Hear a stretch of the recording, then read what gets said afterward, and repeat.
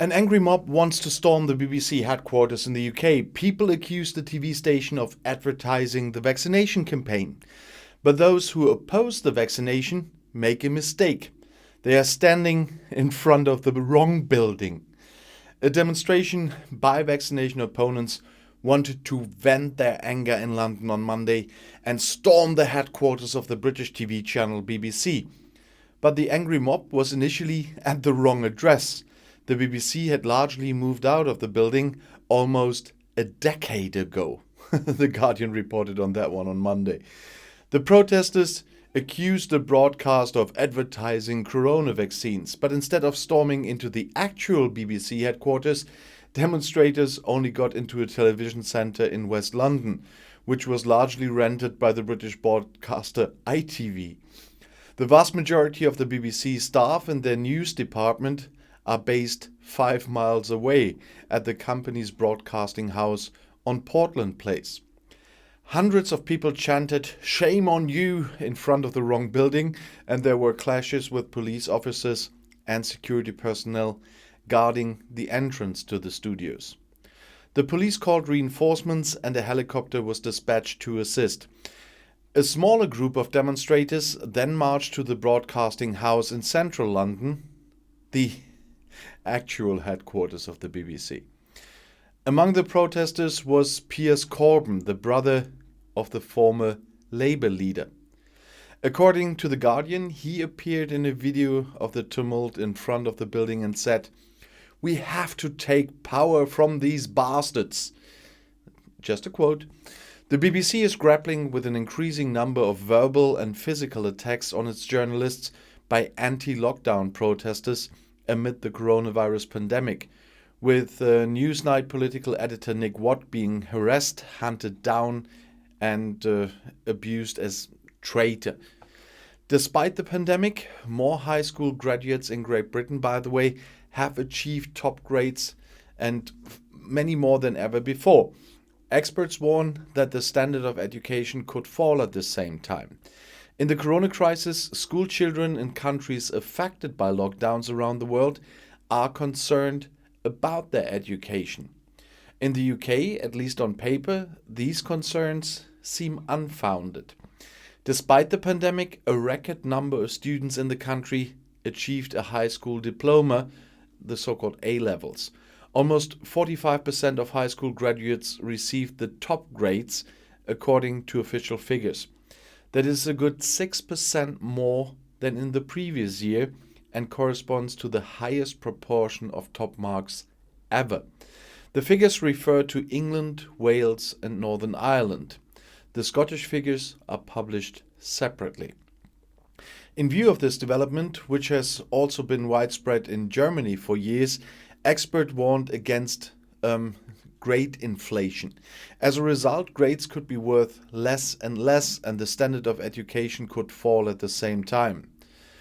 Whether consolation exams in the corona crisis or possibly performance increases in Germany, according to a survey by the editorial network Germany in the Federal States, there had recently been also partly remarkable improvements in German it's Abitur and their average in the pandemic. In the UK, there may have been other aspects as well. Because schools were closed for months and only taught online due to the pandemic, the final grades this year were largely given by teachers on the basis of tests and participation in the classroom, rather than on the basis of final exams. These were cancelled for the second time in a row. In the past year, there has been a lot of criticism of a model that was supposed to use algorithms to grade students. The UK government has made it one of its top priorities to get education back to normal as quickly and as widely as possible. Universities are also requested to return to face-to-face operations at the start of the new academic year in autumn. Education Secretary Gavin Williamson said in an interview with Sky News that universities shouldn't charge full tuition fees if they didn't fully revert to face-to-face teaching.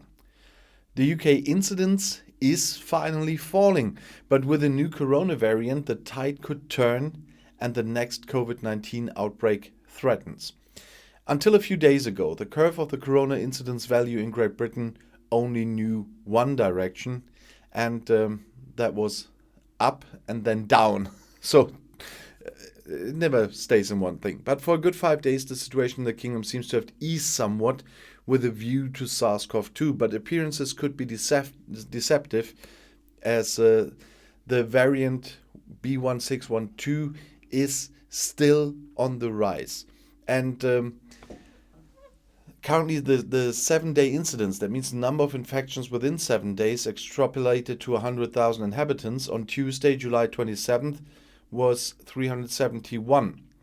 A week before it was 492 and just below the threshold of 500. And recently I always had to report about falling numbers, but it seems it's going a little bit in the other direction again. And what people call the Delta Plus variation is maybe a problem, and the hospitalizations are not really going down. And it's coming in quite an inopportune time now, and so almost nobody is talking about that. That not only Delta, but also Delta Plus is an issue. And the numbers are anyway not that reliable because there's less testing than in the time when we had the high numbers. People are on holidays, and here in my hometown we already have the effect, because holidays are almost over here. A third of the new infections is from people returning from holidays. And so the Columbia variant that is now also making some trouble in the UK, plus starting school again, plus possibly starting more tests, can be a problem. There's currently no indication that the variant is spreading big time in the country yet, but the health authority is currently examining the new variant in the laboratory.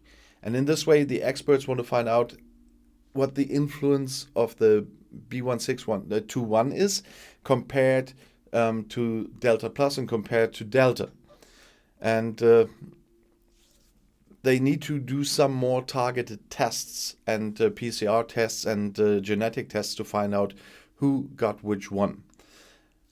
We knew from the original variant, the Alpha variant, that it spread rapidly after quite some time. According to a report from the German Ärzteblatt, by the time the variant first spread from Cannes to London, and from there it then spread throughout the country, and several superspreader events are to be blamed. And the Alpha variant already differed from the wild time of the time in various areas, and experts suggested that it originated in the body of a so-called immunosuppressive patient. In case of immunosuppression, the body's own defense system, the immune system, is suppressed either through an illness, increased exposure, or targeted medication, for example, after an organ transplant. Only the identity of patient 0 is not known. When the mutation first appeared around September 20th last year, the UK was not in a lockdown. As a result, the variant was able to spread unchecked across the country. At that time, there were only restrictions in some regions of the country. As the county of Kent is close to London and home to many capital commuters, researchers at Oxford University are currently assuming that this could be the main reason for the rapid spread towards London. Despite the lockdown, which came into force on November 5th, the variant was able to spread from the capital to the rest of the country. And they are not in lockdown now, and now we have Colombia. So why are the numbers of infections in the UK falling rapidly again now? Until there might be a spike now, but the numbers are sometimes not very reliable because you get different numbers from different sources at the moment. And according to experts, the falling could be due to the fact that the tests have been massively reduced, as I said. As the German edition of Business Insider reports, the number of tests has been falling sharply since March, and in the past few weeks, around 9% fewer tests are said to have been made than before. But can that be the thing? After all, hundreds of thousands are still sitting in self-isolation at home, which leads to severe bottlenecks, for example, in the grocery trade. I made videos about that one too. If you believe the board of directors of the pharmaceutical giant Pfizer, Scott Gottlieb, then fewer tests could be responsible for the current situation. After all, according to him, more patients have fewer bad symptoms due to a vaccination. For that reason alone, there is less testing because it does not seem necessary, and people are away for holidays and people turn off the app because they don't want to be pinged. And for this reason, the government in London has just announced a new program. As the German Spiegel reports, 1,200 more test centers are to be built. Thus, the UK would increase the number of test centers significantly to 2,000 within a few days. And there should also be new priorities. People who work in prisons, for transport companies, in garbage disposals, in energy supply, or in veterinary medicine could be given preference. Daily testing will protect our frontline teams while they continue to serve society and people across the country, said UK Home Secretary Priti Patel. Other scientists, however, blame the weather for the decrease in infections. It has become significantly warmer, and I know what I'm talking about, not only in Great Britain, but also in Great Britain in the past few weeks. And the fact that fewer major events are currently taking place in the country, the European Championships was over for around 2 weeks, could also play an important role, according to the scientists. But there's also impressive news from the pandemic and from England. An 11-year-old boy in England has slept in a tent for 500 consecutive nights and has no intention of stopping. He says, "It doesn't feel that long because so much has happened since I started camping," said 11-year-old Max Woosie from Braunton in England to The Guardian. He said, "I never thought I would last so long, but I love it." But why does he do that? In March 2020, when the first corona lockdown began in England, Max started sleeping in the tent and raising funds for the North Devon hospice nearby. The goal was £100. In the meantime, more than £540,000, that's around 640,000 euros, have been raised. The Woosie family had seen their neighbors suffering from cancer being cared for in the hospice. Before his death, the neighbor gave Max a tent with the invitation to go on an adventure with it. The tent is no longer the same after hundreds of nights, but the mission has remained the same. Further donations are still being received on the Just Giving website. According to the report, the amount collected is already twice as high as what the hospice lost in donations due to the pandemic. Nevertheless, there is no end in sight for Max, who has even been invited to spend the night in the London Zoo and the Downing Street Garden.